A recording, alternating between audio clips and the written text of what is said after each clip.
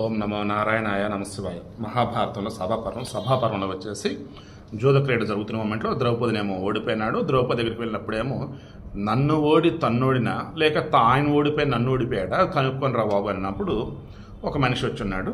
ఆ తర్వాత అతను వచ్చి జరిగింది ఏంటి అని చెప్పేసి ఆ ప్రాతికి ఆమె చెప్తాడు. ఆ తర్వాత మరల ఈ దుర్యోధనుడు తేడాగా వాగుతున్నాడు.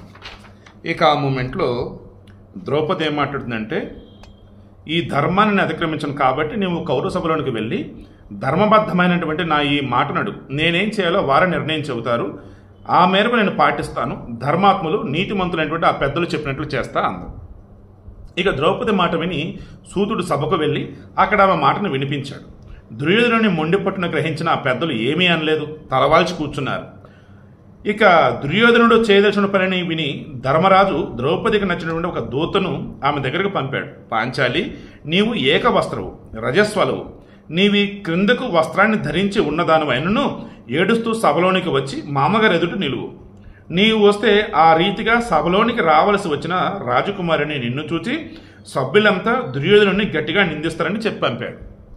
అనకూడదుగా నీడి సర్లే, మహాభారతం ధర్మరాజు కాబట్టి ఈ టైప్ ఆఫ్ మెంటాలిటీ ఉన్నటువంటి మగవాళ్ళు పెళ్లి చూడడానికి అనర్హులు నన్ను అడిగితే.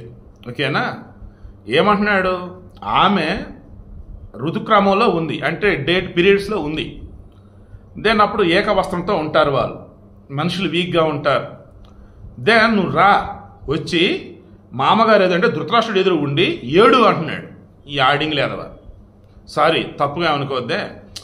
కొన్ని సందర్భాలలో పురాణితిహాసాలను ఉన్నటువంటి కొంతమంది క్యారెక్టర్లను కూడా మన రియల్ లైఫ్లోకి వస్తున్నప్పుడు మా నార్మల్ గుర్తు వస్తారు. మనం తిట్టే తిట్లు ఇవన్నీ కూడా ఆ మనిషికి కాదనమాట, అక్కడ వాళ్ళు చేస్తున్నటువంటి ఆ విధానానికి కోపం అంతే. ఓకే, ఇక బుద్ధిమంతుడైనటువంటి ఆ సూతుడు వెంటనే ద్రౌపది భవనానికి పోయి ధర్మరాజు నిత్యాన్ని ఆమెకు నివేదించాడు. మహాత్మునటువంటి పాండవులు దీనులై దుఃఖిస్తూ సత్యబద్ధులే ఉన్నారు, దేనిని గమనించడం లేదు. పాండవుల దీనవదాలను చూచి పరమానందపడిన దుర్యోధనుడు, ప్రాతికామి, ఆ ద్రౌపదిని ఇక్కడికే తీసుకునిరా, ఆమె ఎదుటే కౌరవులు సమాధానం చెప్తారని ఆదేశించాడు. ఆపై దుర్యోధన వశవర్తి అయినటువంటి సూతుడు ద్రౌపది కోపానికి భయపడి తన మానవమానాలను పరిగణించగా ద్రౌపదితో ఏం చెప్పమంటారని మరలా సభ్యులను అడిగాడు. ఇక దుర్యోధనుడు అన్నాడు, దుశ్శాసన, నా సేవకుడైన సూతపుత్రుడు మందమతి భీముడిని చూసి భయపడుతున్నాడు, నీవే వెళ్ళి ద్రౌపదిని తీసుకునిరా, పరాధీనుడైనటువంటి పాండవులు నిర్ణయం చేయగలరు. అప్పుడు సోదరుని శాసనాన్ని విని దుశ్శాసనుడు లేచి కన్నెర్ర చేసి మహారథులైనటువంటి ఆ పాండవుల భవనంలో ప్రవేశించి రాజకుమారి నుండి ద్రౌపదితో ఇలా అన్నాడు, పాంచాలి, రా రా, జోదోలు నిన్ను గెలుచుకున్నాం. కృష్ణ, దట్ మీన్స్ ఆమెను కృష్ణ అని కూడా అంటారనమాట పాంచలను. సిగ్గు విడిచి దుర్యోధనుడు చూడు, విశాల నేత్ర, కౌరవులను సేవించు, ధర్మబుద్ధితో నిన్ను పొందాం, సభలోకి రా అన్నాడు. సో ఇక పాండవుల భవనంలోకి ప్రవేశించాడు. ద్రౌపదితో ఇక ఘోరంగా మాట్లాడుతున్నాడు, రా, వచ్చి మా దుర్యోధనుడి, దట్ మీన్స్ మా కౌరవులను సేవించుకో, నువ్వు మా దాసివి. ఇక ఆ మాట విని దుఃఖించిన ద్రౌపది లేచి వివరణమైనటువంటి ముఖాన్ని చేతితో తుడుచుకొని ఆర్తయ్యి వృద్ధుడైనటువంటి ధృతరాష్ట్రుని అంతఃపుర కాంతులున్న వైపునకు పరిగెత్తింది. అప్పుడు దుశ్శాసనుడు కూడా రోషంతో గర్జిస్తూ వేగంగా ఆమెను వెంబడించాడు. నల్లగా ఉంగరాలు తిరిగి ఉన్నటువంటి ఆ ద్రౌపది దీర్ఘకేశాలను పట్టుకున్నాడు. రింగులు తిరుగుంటాయి ఆమె జుట్టంతా కూడా చాలా అందంగా ఉండేది, ఆమె జుట్టుతో సహా. రాజసూయం అనే మహాకతువులో అవభ్రత స్నానంతో మంత్ర పవిత్రమైనటువంటి నీటితో తడిసినటువంటి ఆ ద్రౌపది కురులు పాండవ పరాక్రమాన్ని పరిహసించి దుశ్శాసనుచే బలత్కారంగా లాగబడ్డాయి. దీర్ఘకేశినటువంటి ఆ ద్రౌపదిని దుశ్శాసనుడు అంతమంది భర్తలున్న అనాథను వలె లాక్కుని పోయాడు. అప్పుడు ఆమె ఆర్తురాలు పెనుగాలి అరటిని ఊపివేసినట్లుగా దుశ్శాసనుడు ఆమెను లాగాడు.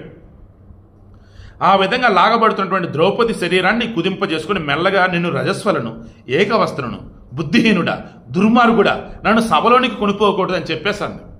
స్త్రీలని డేట్ సమయంలో పీరియడ్స్ అప్పుడు వంట రూమ్లోకి రానివ్వరు, కిచెన్లోకి రానివ్వరు, కిచెన్ వంట రూమ్ ఒకటి కదా, పూజ మందిలోకి రానివ్వరు, అంటే ఒక సైడ్ ఉండి రెస్ట్ తీసుకోమంటారు, ఎందుకంటే వీక్గా ఉండేది కాబట్టి. అండ్ ఆ సమయంలో వచ్చేసి ఇప్పుడు ఉన్నట్టుగా ప్యాడ్లు అవన్నీ ఉండేది కాదు కదా. ఆ సమయంలో ఇంకా మీకు తెలిసినే కదా, ఆడవారైనా మగవారైనా. సో ఇంటర్నల్గా వచ్చే బ్లీడింగ్ ఏదైతే ఉంటుందో దాన్ని క్లీన్ చేసుకోవడం అన్నట్టు, అది అక్కడెక్కడ పడకుండా అన్నట్టు. సో కాబట్టి నేను రాకూడదురా అని చెప్పేశాను. అప్పుడు ఆ దుశ్శాసనుడు ఆమె జుట్టును మరీ గట్టిగా పట్టి ఏదో అనసాగాడు. ఆ యాజ్ఞసేని రక్షణకై జిష్ణువు పాపహర్త నరరూపుడు అయినటువంటి కృష్ణుని పిలుస్తూ ఆక్రోశించింది. దుశ్శాసనుడు ఎలా అన్నాడు, యాజ్ఞసేని, నీవు రజస్వలవు కావచ్చు, ఏకవస్త్రువు కావచ్చు, వివస్త్రమైనా కావచ్చు, జోదోను నిన్ను గెలుచుకున్నాం, దాసివయు కాబట్టి మా ఇష్ట ప్రకారం దాసుల మధ్యన నివసించాలి. ద్రౌపది చెందినటువంటి కుదురుడు జారిన వస్త్రంతో సిగ్గుతో అసహనంతో మండిపోతూ ఉంది.